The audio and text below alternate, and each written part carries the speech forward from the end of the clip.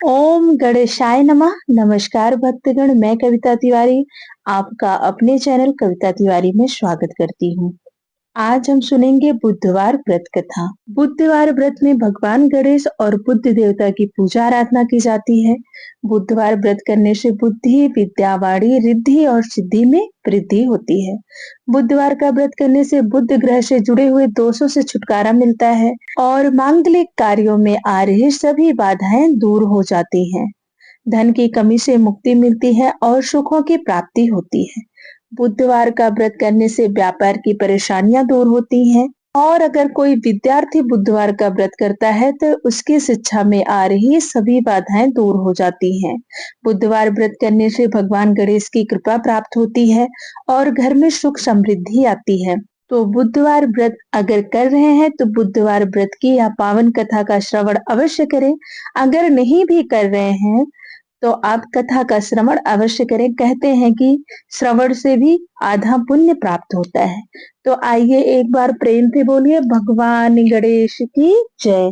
मन में भगवान गणेश का स्मरण करते हुए आइए सुनते हैं बुधवार व्रत कथा। शिव पुराण के अनुसार माता पार्वती ने स्नान से पूर्व अपने शरीर पर हल्दी का उपटन लगाया।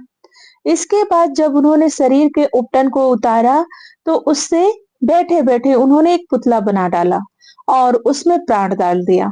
इस तरह भगवान गणेश की उत्पत्ति हुई। इसके बाद माता पार्वती स्नान करने चली गई और गणपति जी को आदेश दिया कि तुम द्वार पर बैठ जाओ और किसी को भी अंदर मत आने देना। कुछ देर बाद वहां भगवान शिव आए और कहा कि उन्हें पार्वती जी से मिलना है। द्वारपाल बने भगवान गणेश ने उन्हें अंदर जाने से रोका। इसके बाद शिव गणों और भगवान गणेश के बीच भयंकर युद्ध हुआ, लेकिन कोई भी उन्हें हरा नहीं सका। फिर क्रोधित शिव जी ने अपने त्रिशूल से बालक गणेश का सिर काट डाला। जब माता पार्वती को इस बात का पता चला तो वो रोने लगी और प्रलय करने का निश्चय कर लिया। इससे देवलोक भयभीत हो उठा। फिर देवताओं ने उनके स्तुति कर उन्हें शांत किया। भगवान शिव ने गरुड़ जी से कहा कि उत्तर दिशा की ओर जाओ और जो भी माँ अपने बच्चे की तरफ पीठ करके सो रही हो उस बच्चे का सिर ले आओ। भगवान शिव की आज्ञा पाकर गरुड़ जी उस बच्चे की खोज में निकल पड़े। गरुड़ जी काफी देर तक ढूंढते रहे लेकिन उन्हें ऐसा कोई नहीं मिला। कुछ देर बाद गरुड़ जी को एक हथनी नजर आई। हथनी का शरीर ऐसा होता है कि वह अपने बच्चे की तरफ मुख करके नहीं सो सकती। तो गरुड़ जी उस शिशु हाथी का सिर काट कर ले आए।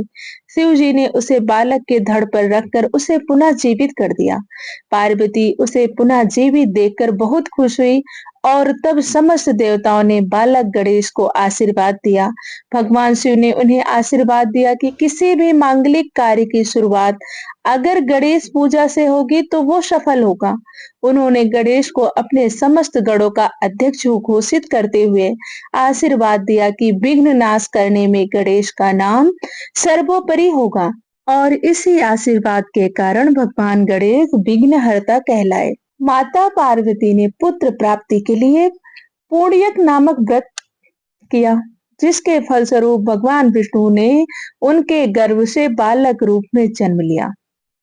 जन्म के पश्चात सभी देवी और देवता शिव पार्वती को बधाई देने और बालक गणेश को आशीर्वाद देने के लिए बारी बारी से उपस्थित हुए, परंतु शनि देव ने बालक गणेश को ना तो देखा और ना ही उसके पास गए। माता पार्वती को यह बात अपने पुत्र का अपमान लगी और वो रुष्ट हो गई।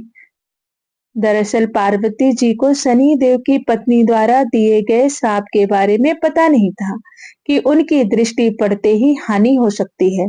उन्हें लगा शनि उनके पुत्र का अपमान कर रहे हैं। उन्होंने कहा, सूर्य पुत्र, अपनी गर्दन क्यों झुका रखी है? मेरी व मेरे पुत्र की ओर देखो। तुम मेरे पुत्र को देख क्यों नहीं रहे हो? इस पर शनि देव ने कहा कि हे माते, मेरा नहीं देखना ही अच्छा है, क्योंकि सभी प्राणी अपनी अपनी करनी का फल भोगते हैं। मैं भी अपनी करनी का फल भोग रहा हूँ। ऐसा कहकर शनि देव अपने श्राप के बारे में बताते हैं। तब माता पार्वती ने कहा कि सब कुछ ठीक होगा, तुम्हारे देखने पर कुछ अमंगल नहीं होगा, क्योंकि यह मेरा पुत्र है और इसे सभी देवताओं ने आशीर्वाद दिया है। शनिदेव ने माता पार्वती का रुष्ट व्यवहार समझकर उनकी आज्ञा मान ली और बालक गणेश की ओर देख लिया, परंतु शनिदेव की दृष्टि पड़ते ही नवजात बालक का सिर धड़ से अलग होकर भस्म होकर ब्रह्मांड में विलीन हो गया। माता पार्वती अपने पुत्र की यह दशा देख बेहोश हो गई। तब माता पार्वती को इस आघात से बाहर निकालने और उनके क्रोध से बचने के लिए तत्काल ही भगवान विष्णु अपने वाहन गरुड़ पर सवार हो उत्तर दिशा में स्थित पुष्पभद्रा नदी के तट पर पहुंच गए। वहां उन्होंने एक हथनी को देखा जो अपने बालक की ओर पीठ किए बैठी थी। इस संबंध में यह भी कहा जाता है कि वहां उन्होंने देखा एक हथनी अपने नवजात शिशु को लेकर उत्तर दिशा में सिर करके सो रही थी। विष्णु भगवान ने शीघ्र ही सुदर्शन चक्र से नवजात शिशु का मस्तक काट लिया और वे उसे लेकर शिवलोक पहुंचे तथा माता पार्वती के बालक के धड़ पर लगाकर उसके प्राण वापस कर दिए। बाद में माता पार्वती को होश आया तो उन्होंने शनि देव को श्राप दिया, परंतु सभी देवताओं ने शनि का पक्ष लेकर कहा, हे माते, इसमें शनि देव की कोई गलती नहीं है।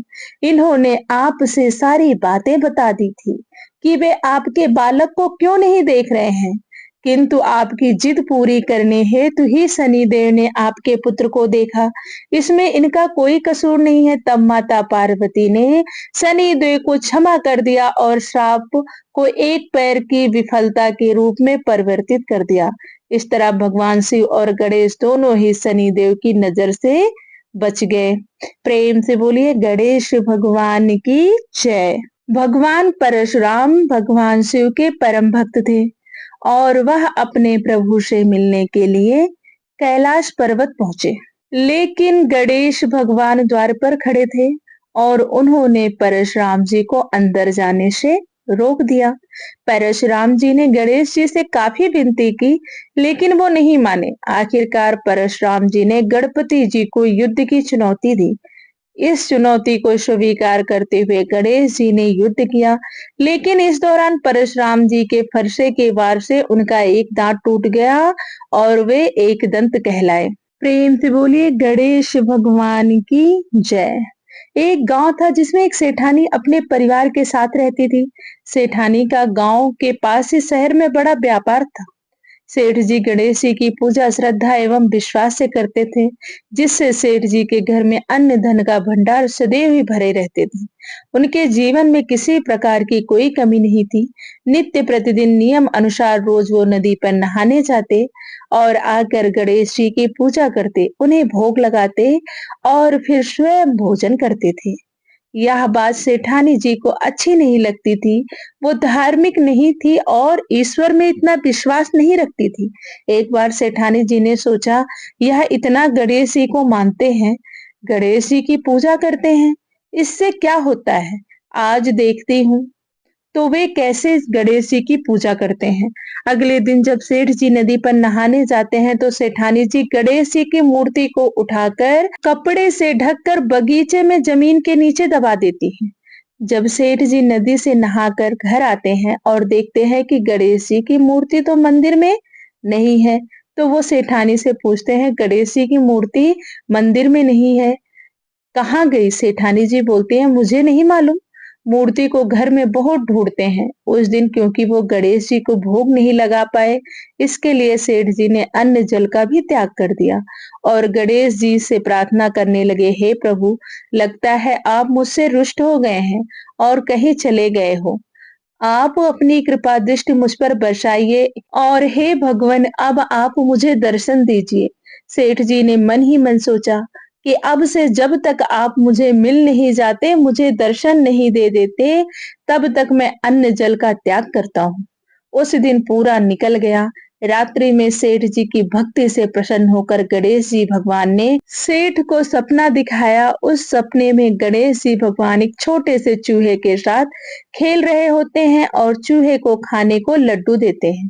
चूहा लड्डू लेकर बगीचे में जाता है और जमीन को खोदता है और लड्डू वहीं डाल देता है। अचानक सेठ जी की नींद खुल जाती है।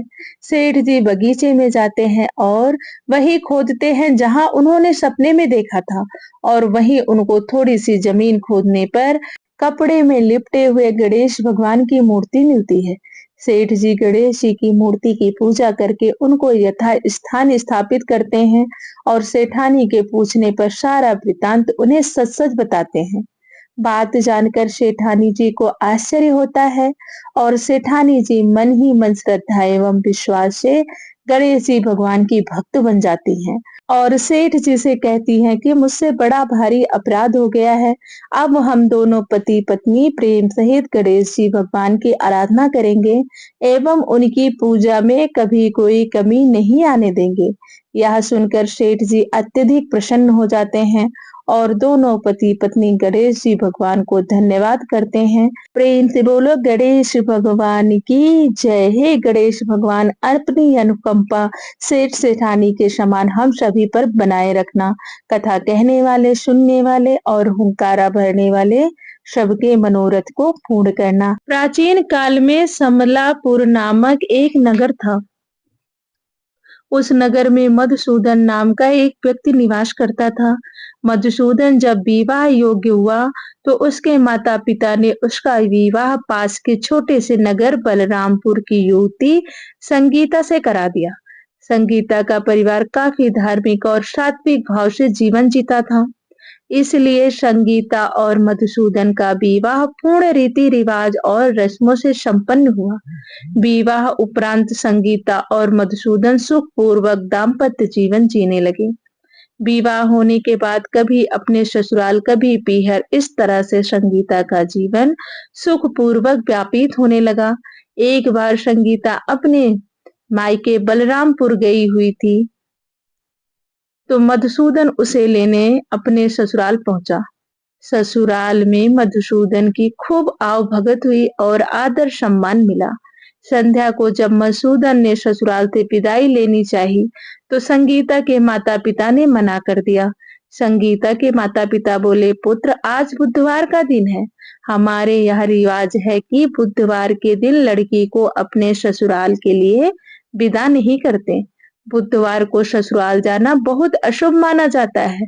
आप आज रात्रि में यही विश्राम करो और प्रातः काल संगीता को लेकर चले जाना।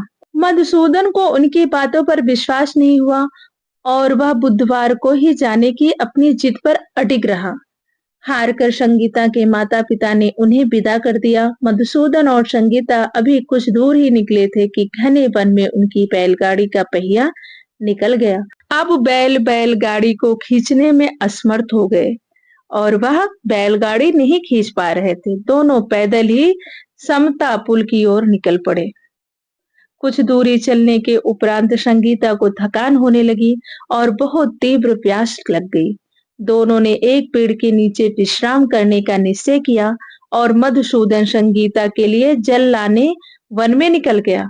थोड़ी देर बाद जब मधुसूदन जल लेकर आया तो देखता है कि उसकी पत्नी के पास उसका हमशक्ल व्यक्ति ठीक उसी के जैसे वेशभूषा धारण किए बैठा है। मधुसूदन को यह देखकर बहुत क्रोध आया और उस बहुरूपिये से झगड़ा करने लगा।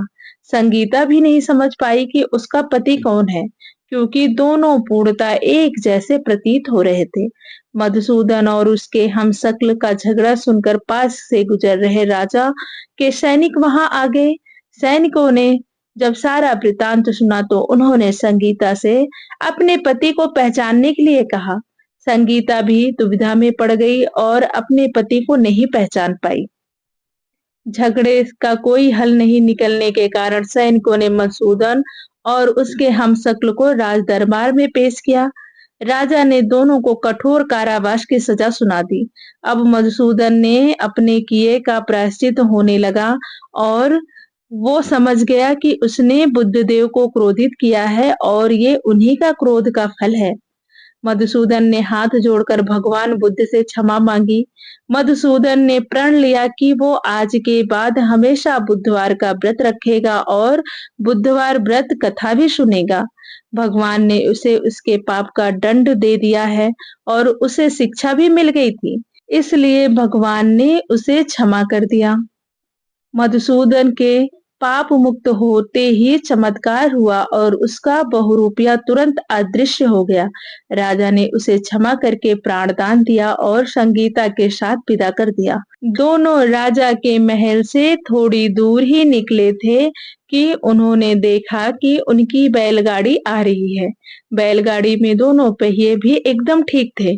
मधुसूदन और संगीता की खुशी का ठिकाना नहीं रहा। दोनों ने भगवान को धन्यवाद दिया और तुरंत अपनी बैलगाड़ी पर सवार होकर घर की तरफ चल दिए। इसके बाद से मधुसूदन कभी भी बुधवार को संगीता को नहीं लाया और दोनों सुखपूर्वक आनंद से अपना दाम्पत्य जीवन व्यतीत करने लगे। बुधवार का व्रत निरंतर करने के कारण भगवान बुद्ध और गणेश जी की कृपा से हमेशा वह सुखी और खुशहाल जीवन जीने लगे। प्रेम से बोलिए बुद्ध देवता की जय, गणेश भगवान की जय।